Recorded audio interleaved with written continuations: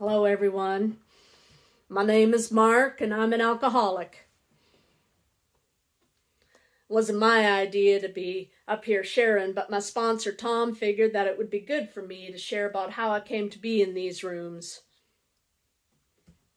My brother and me, we were real close since we were little. His name's Brian, by the way, and even though he was a couple of years younger than me, he always took care of me, even more than my brothers and sisters did. He always knew what the right thing to do was. Oh, sure, we got into our fair share of double trouble, like our mom used to say, but the fights we had were short-lived because we were best buddies. Brian, my little brother, oh, yeah, I guess I said that already, didn't I? Well, anyway, he was top-notch in school, handsome, athletic, just a good guy, you know. After he graduated with honors, he got a full-time job to start saving for college. He knew exactly what he wanted from life, and he was going after it. Me? Well, I guess I was still into partying. Just couldn't seem to get the idea of growing up. Life was all about having fun and drinking, and getting high even sometimes, but alcohol gave me a set of rose-colored glasses that I didn't want to take off. I lost job after job after job because I would show up late or hungover or both or not even show up at all. Thing is, Brian was getting tired of always picking me up from the bar, especially with having to work the next morning. I didn't realize how much I was using him for rides or to save me from bar fights or call work and give some lame excuse about why I was going to be late. Hell, he even bailed me out of jail once and didn't even tell Mom. I knew how hard that was for him, but he kept our secret. So anyway, 6 years ago, I called him to pick me up from Ralph's, a local bar not too far from our house. I could have walked, I suppose, but I was used to calling my little bro to save me, you know. I know I woke him up, and I know he had to work the early shift, but I still called him. And like he always did, he picked me up. He was so mad. I never seen him that mad. His words were sharp, and he scolded me like I was 2 years old. Never again, he yelled at me. You're going to have to find your own way home from now on because this is the last time I will ever pick you up. And you know what? It was, because no sooner did he say those words that we got T-boned at an intersection. We were only a few blocks from home, damn it. Brian was killed, and I didn't even get a freaking broken bone.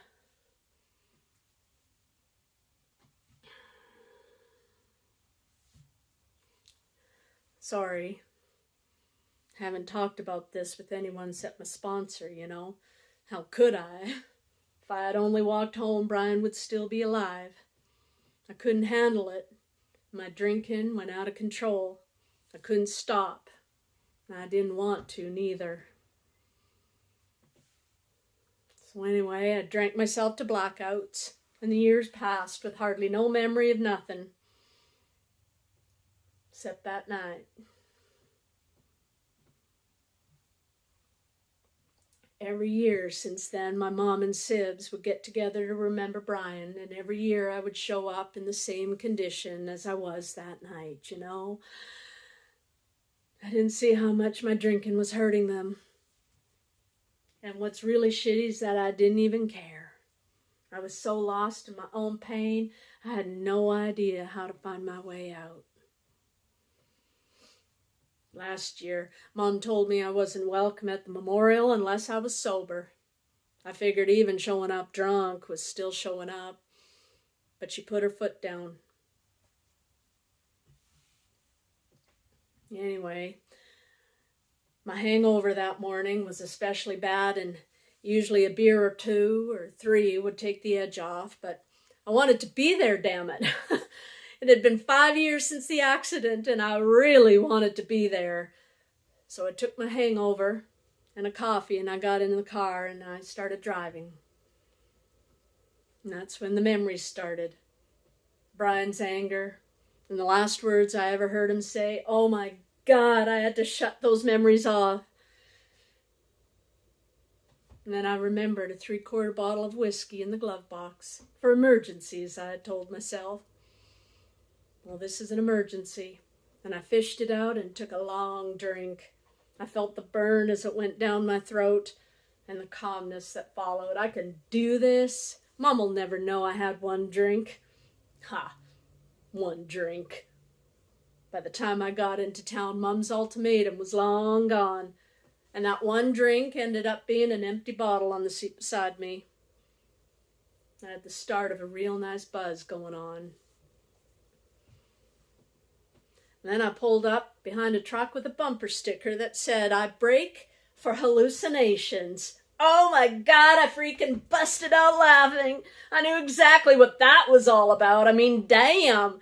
How many times had I had seen something or other in one of my binges that may or may not have been real. Then everything happened so fast. I was laughing so hard I didn't notice the light had turned green and the bumper stickered truck had moved on. I was about to step on the gas when I looked ahead, and there's Brian, plain as day. He was maybe 50 feet away, but I heard his voice as if he were sitting right beside me. "It's okay," he said. "I forgive you." A moment later, a truck barreled through the intersection and would have hit me square on if the sight of my little brother hadn't stopped me. Oh my God, I barely opened the door in time to vomit. The whiskey, the coffee, the memories, the vision of Brian. I called Mom and asked her to pick me up. I needed help. That was a year ago. And you know, since then, I've worked through some of the steps and I'm learning how to live a sober life. It sucks sometimes, you know, and lately I keep thinking about the driver who hit us. It's actually becoming an obsession with me.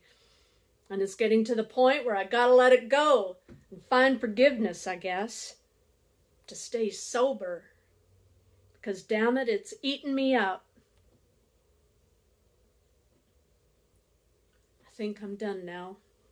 My story may sound far-fetched, but I know what I saw, and I know Brian saved me from being hit, and I know there's a reason. I just don't know what that reason is. Thanks for letting me share. Everyone in the room is quiet. Then murmurs of "thank you, Mark" fill the silence, and applause. Lots of applause. I sit beside Tom, completely drained from this experience. I want fresh air, and as soon as the meeting is over, I escape the room, murmuring to him that I need to get outside. A woman I recognize from the meeting and whom I've seen in the room a few times before approaches me. Oh my God, I just want to be left alone. But before I could walk away, she says, "My name is Marilyn. And I was the driver who hit you and your brother. I'm so sorry." Her sobs of sorrow feel like waves crashing into me, just like the car hitting me and Brian. I put my hand up to make it clear that I didn't want to talk to her, and she steps back as if I hit her, hesitates, then walks away. Stunned at this unexpected turn of events, I gasp for air and everything swirls. I had to sit down, and then anger seizes me. My knuckles are white from clenching my big book, not just from anger, but from rage. So intense I can barely hang on. It's getting to the point where I gotta let it go and find forgiveness, I guess, to stay sober. I'd said my own solution barely half an hour ago, and for the second time I heard my brother's voice. "I forgive you." Looking up, I see the woman is almost out of sight, and I know exactly what I have to do. "Marilyn!"